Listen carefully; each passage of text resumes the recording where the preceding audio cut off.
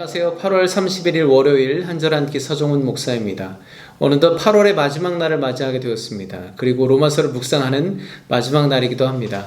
오늘은 지난 40여일 동안 함께 묵상했던 로마서 말씀 가운데 제가 다 말씀드리지 못한 느낀 점을 종합해서 또 리뷰도 해보고 하는 시간을 갖도록 하겠습니다. 바울이 로마서를 통해서 말하려고 하는 복음이 무엇일까요? 로마서 앞에 1장 초반부에 보면 이 복음은 이라고 바울은 말을 시작하는데요. 종합해 보면 예수님께서 십자가에서 죽으시고 부활하심을 통해서 우리의 주님이 되셨다라는 것입니다.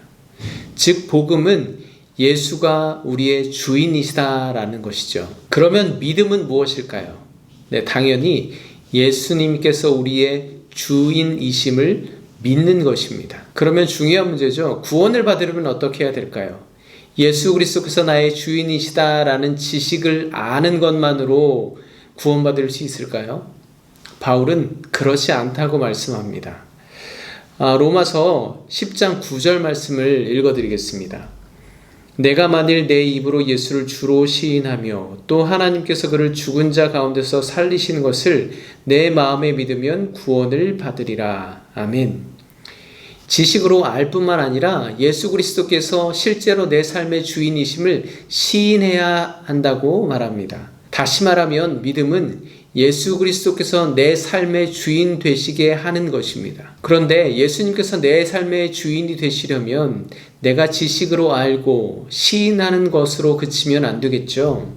예수님이 나의 주인이 되시는 삶으로, 나는 예수님의 종된 삶으로 살아내야 하는 것입니다. 그래서 바울은 믿음과 순종을 동시적인 그리고 동의적인 개념으로 말하고 있습니다. 그게 무슨 말이냐 하면요. 우리는 보통 우선 믿은 다음에 그 믿음대로 분량대로 사는 거다라고 단계적으로 생각을 하는데 바울은 그게 아니라 믿음은 순종이고 믿음은 삶이다 라고 말합니다. 그래서 바울은 믿는 자들은 삶의 방식이 완전히 바뀌어야 된다라고 주장하잖아요.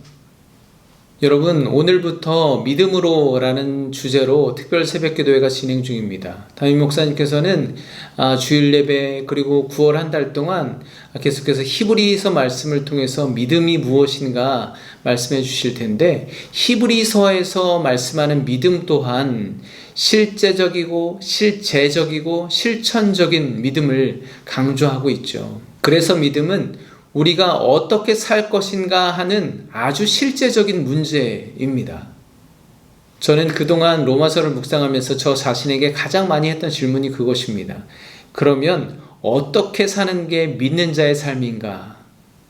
저는 하나님께서 이 코로나 시대에 저와 여러분들에게 바로 그 질문을 하고 계시다고 생각합니다. 이 시대에 그러면 어떻게 사는 게 믿는 자의 삶인가?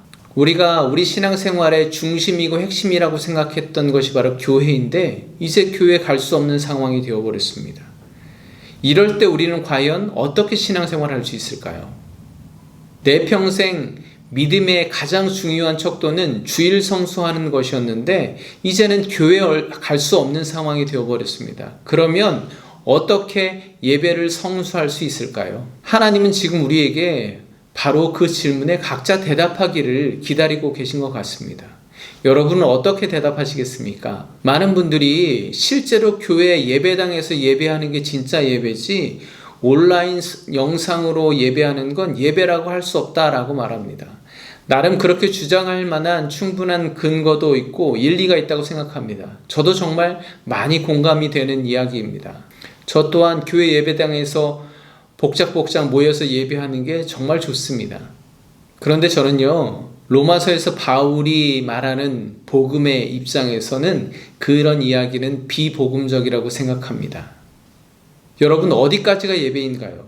또 어떤 방식으로 해야 예배인가요? 또 언제 어디서 어떻게 얼마나 많은 숫자의 사람들이 모여서 예배해야 하나님이 받으시는 예배가 될까요?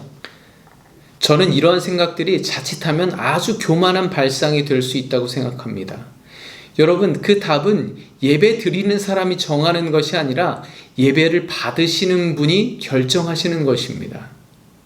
우리는 그저 우리가 처한 상황 가운데 신령과 진정으로 예배하고 하나님만이 나의 하나님 되심을, 예수님만이 나의 주인 되심을 인정하며 겸손히 하나님께 영광 올려드리는 것, 바로 그 예배를 하나님께서 받으실 만한 예배가 되지 않겠습니까? 교회에 갈 수 없고 성도가 모일 수 없고 목사님의 설교를 직접 들을 수 없지만 그래도 예배해야 합니다. 예배할 수 있습니다. 그저 종교적인 형식이 아니라 우리의 삶으로 예배해야 합니다. 하나님은 나의 삶으로 드리는 예배를 받기 원하십니다.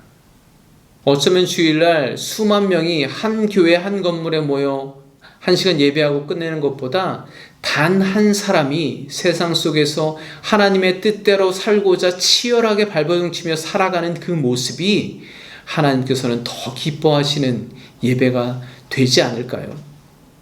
제가 로마서를 통해서 제 개인적으로 느끼는 것들을 말씀해 드린다고 했는데 너무 강요한 것 같아서 죄송합니다.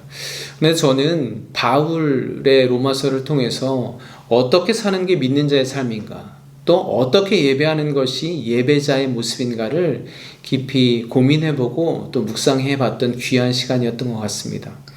여러분도 다시 한번 여러분의 삶이 어떻게 하나님 앞에 예배가 될 수 있을지 고민해보시고 기도해보시고 같이 나누어주시면 감사하겠습니다.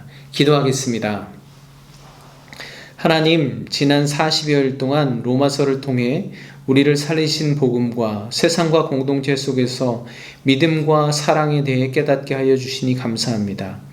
특별히 우리가 온라인에서 말씀을 함께 나누는 공동체가 되었으니 우리 각자가 말씀을 통해 주님의 뜻을 깨달아 순종함으로 삶으로 예배하기에 성령님 도와주시옵소서. 예수 그리스도의 이름으로 기도합니다. 아멘.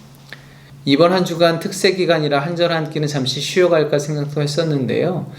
특별 새벽 기도에 또 목사님의 말씀에 집중해 주시고 시간이 되시면, 여유가 되시면 함께 한 절 한 끼 통해서 은혜 나눠주시면 좋겠고, 저도 가능한 간략하게 그렇게 나눠보도록 하겠습니다.